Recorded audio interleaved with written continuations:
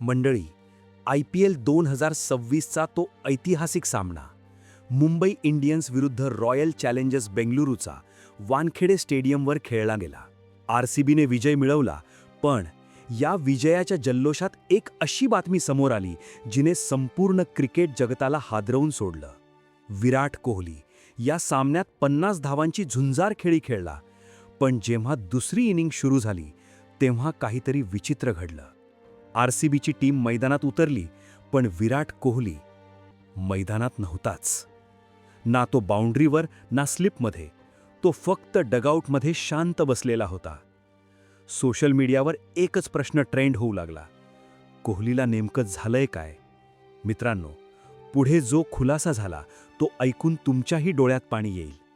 जर तुम्ही विराटचे खरे चाहते असाल तर आत्ताच कमेंटमध्ये लिहा गेट वेल सून विराट आणि व्हिडिओला एक लाईक नक्की करा, कारण आज गोष्ट आहे त्या वाघाची ज्याने जखमी होऊनही हार मानली नाही.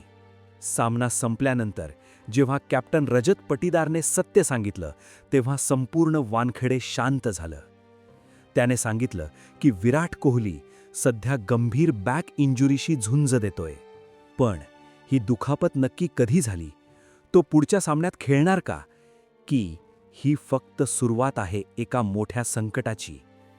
चला जाणून घेऊया त्या प्रत्येक इनसाइड डिटेलबद्दल जी आत्तापर्यंत जगापासून लपवली गेली होती. वानखेडेच्या या महामुकाबल्यात वरवर सगळं सामान्य आणि उत्साहाचं वाटत होतं, पण पडद्यामागची कहाणी काहीतरी वेगळीच होती. RCBचा कॅप्टन रजत पाटीदारने मॅच संपल्यानंतर जो खुलासा केला त्याने सर्वांनाच आश्चर्याचा धक्का दिला. पाटीदारच्या म्हणण्यानुसार सामना सुरू होण्यापूर्वी जेव्हा टीम वॉर्मअप सेशनसाठी मैदानात उतरली होती तेव्हाच विराटला कमरेच्या खालच्या भागात एक अत्यंत तीव्र आणि जीवघेणी कळा आली होती. परिस्थिती किती गंभीर आहे हे मेडिकल स्टाफच्या लगेच लक्षात आलं. त्यांनी विराटला तातडीने सल्ला दिला की विराट, आजचा सामना खेळण्याची रिस्क घेऊ नकोस. जर ही इंजुरी वाढली तर तुला दीर्घकाळ क्रिकेटपासून लांब राहावं लागेल. पण मित्रांनो, समोर उभा होता तो किंग कोहली, ज्याला आपल्या टीमची हार कधीच मान्य नसते. टीमची बिकट अवस्था आणि या मोठ्या सामन्याचं महत्त्व लक्षात घेऊन विराटने आरामाचा सल्ला धुडकावून लावला आणि मैदानात उतरण्याचा एक धाडसी निर्णय घेतला. बॅटिंग सुरू झाली आणि विराट क्रीजवर आला. ज्या चाहत्यांनी त्याला बारकाईने पाहिलं त्यांना लगेच जाणवलं की काहीतरी गडबड आहे. रन घेताना किंवा मुडताना विराट वारंवार आपल्या कमरेला हात लावत होता. प्रत्येक वेगाने घेतलेल्या सिंगल आणि डबल मागे एक असह्य वेदना लपलेली होती, जी त्याच्या चेहऱ्यावर स्पष्ट दिसत होती.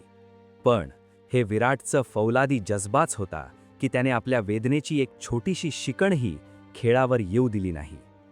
स्वतःच्या शरीराशी आणि त्या जीवघेण्या वेदनेशी लढत विराटने मुंबईच्या बॉलर्सवर प्रहार सुरूच ठेवले.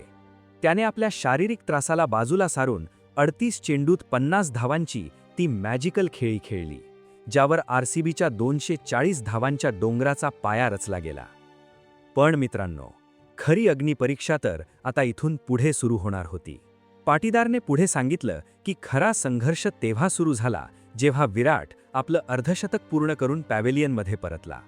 जशा त्याने ड्रेसिंग रूमच्या पायऱ्या चढल्या आणि शरीरातील ॲड्रेनलिन कमी झालं, तसं त्या वेदनेने असं काही रौद्र रूप धारण केलं की जे पाहून तिथल्या प्रत्येकाच्या पायाखालची जमीन सरकली. मंडळी, विराटने आपलं काम चोख बजावलं होतं, पण पॅव्हेलियनमध्ये परतताच खरी अग्निपरीक्षा सुरू झाली. ड्रेसिंग रूममध्ये पोचताच विराट कोहली वेदनेने अक्षरशः कोसळला. जोपर्यंत तो मैदानात होता तोपर्यंत शरीरातील ॲड्रेनलिनमुळे त्याला वेदना जाणवत नव्हत्या, पण आता प्रत्येक हालचाल त्याच्यासाठी नरक यातना ठरत होती. RCBचे मुख्य फिजिओ धावत आले आणि त्यांनी तातडीने तपासणी सुरू केली. तपासणीनंतर जे सत्य समोर आलं त्याने तिथल्या प्रत्येकाला थक्क केलं. विराटला एक गंभीर बॅक स्पॅझम म्हणजेच बॅक स्पॅझम आला होता. मित्रांनो, बॅक स्पॅझम म्हणजे काय? सोप्या भाषेत सांगायचं तर आपल्या पाठीचे जे स्नायू असतात ते अचानक खूप जोरात आकसतात आणि लॉक होऊन जातात. जसे एखाद्या वायरमध्ये अचानक शॉर्ट सर्किट झालं तसं शरीरात एकदम झटका बसतो. त्या क्षणी ना आपण नीट उभं राहू शकतो ना वाकू शकतो आणि प्रत्येक हालचालीला तीव्र वेदना जाणवते. कधीकधी ही वेदना इतकी वाढते की श्वास घेणं सुद्धा कठीण होतं. ही दुखापत इतकी भयानक होती की विराटला साधं उभं राहणं किंवा मान झुकवणंही अशक्य झालं होतं. याच मेडिकल इमर्जन्सीमुळे कॅप्टन रजत पाटीदार आणि कोचनी एक कडाड निर्णय घेतला की विराट दुसऱ्या इनिंगमध्ये फील्डिंगला उतरणार नाही. पण मित्रांनो, या अवस्थेतही विराटचा तो झुंजारबाणा शांत बसला नव्हता. पाटीदारने भावूक स्वरात सांगितलं की विराट वारंवार फिजिओला विनवणी करत होता. मला मैदानात जाऊ द्या, मी फक्त बाउंड्रीवर उभा राहीन, पण मला माझ्या टीमला साथ द्यायची आहे. पण त्याची शारीरिक स्थिती इतकी नाजूक झाली होती की त्याला चालणंही कठीण होतं. शेवटी टीमच्या हितासाठी त्याला बाहेर बसण्यास भाग पाडलं गेलं. पण खरा धक्का तर पुढे होता.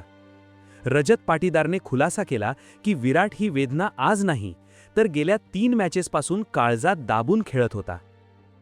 त्याने कधीच कोणाला कळू दिलं नाही, कारण त्याला वाटलं नाही की त्याच्यामुळे टीमचा विनिंग रिधम तुटावा. आज आपण जे पाहिलं ती केवळ एक इनिंग नव्हती, तर ती त्याच्या अफाट समर्पणाची एक गाथा होती.